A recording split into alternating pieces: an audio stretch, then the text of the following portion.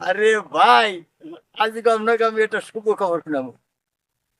10 বছর হয়েছে বিয়ে হচ্ছে, কোনো মাইয়া খোলা হয় না। হঠাৎ করে আমার বউ অসুস্থই করছে, পরে আমার বাইরে দিয়ে ডাক্তারের কাছে পাঠিয়েছে।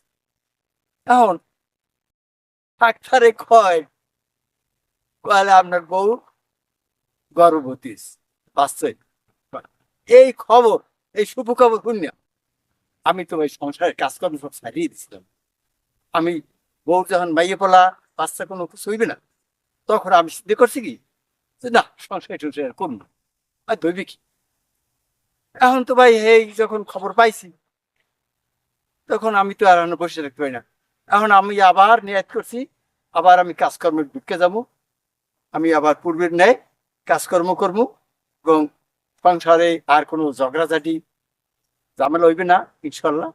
এখন থেকে আমি আবার সে আগের মতো সংসার করবো, কারণ আমার নতুন বাচ্চা হইতেছে। আপনারা আমার বাচ্চাটার জন্য সবাই দোয়া কর।